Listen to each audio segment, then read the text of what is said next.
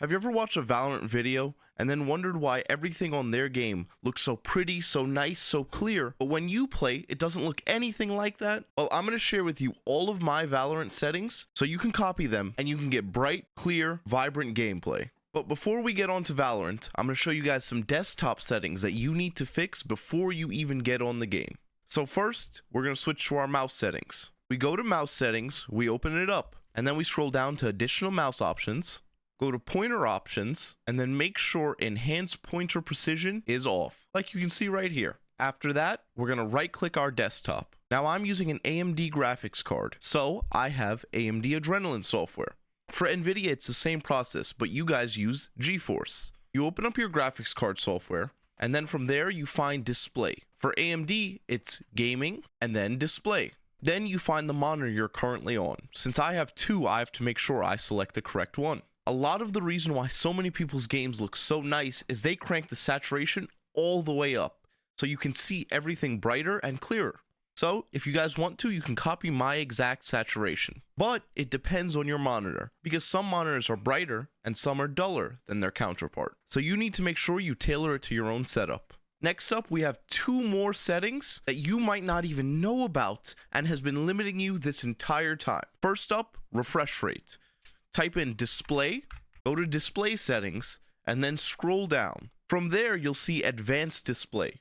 Click on it, open it up, and select your current monitor. A lot of people don't even know that they buy an expensive monitor and they aren't even using it properly. So go down to choose a refresh rate and make sure it's on the highest possible setting. Did you know that your monitor actually starts default at 60 Hz and until you go into those settings, it never changes? So you need to make sure you're actually getting what you paid for. Next up, one more setting, and it's almost at the same screen. We go back to display from up here, scroll down, click graphics, and then we change default graphics settings. From here, make sure you choose the correct graphics card and you have hardware accelerated GPU scheduling on. In general, I've noticed an improvement from using this, but you'd have to experiment because every PC is different. Now finally, the moment we've been waiting for, Valorant settings.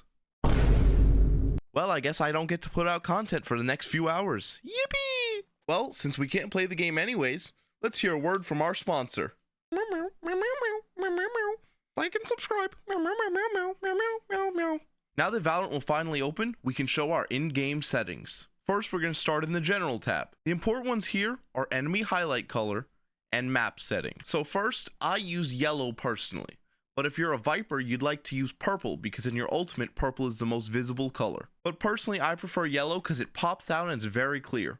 I find that the red color is almost kind of dull and you can't see enemies as clearly. As for sensitivity, if you guys would like to copy me, here you go. And I'm on 1600 DPI. As for your map settings, you want to make sure that you can see your map at all times and the entirety of it instead of parts of it. So I decrease the map size to 1.001 and decrease the zoom to 0.901. This allows me to see the entire map, and I keep on minimap vision cones so I can see what my teammates have covered for me. Personally, I keep it fixed based on side and keep player centered off because all of these things mess with the orientation, and I like to be able to see my map at a consistent angle at all times. Lower in general, you can find a lot of preference settings, but the important ones for most people are I would keep network buffering minimum, bullet traces on since sprays are random in this game so you can check where your bullets are going with them on. And some people prefer to turn off spectator count, which is right here. Next up, if you care about my controls, you can copy them right here, so feel free to pause. I'll be making a Crosshair guide video in the future, so if you'd like to see that, make sure to subscribe. But here's my current Crosshair. Just remember, this may look different for you on your game because I'm currently running a 1440p monitor, so everything's a little bit smaller. Next up, video settings. Personally, I keep my frames locked at 400. The reason why is when I go above that, sometimes the frame skipping around and changing can cause screen tearing, and I try to keep the most clear screen at all times. Personally, if you have two monitors and you're alt-tabbing a lot, and you don't care as much about min-maxing your advantages, then I would keep windowed full screen. But for the least amount of input delay and best overall performance, I would keep to full screen. If you're using windowed, why? You know what, if you use windowed, please leave me a comment right now and tell me why on earth you would do that.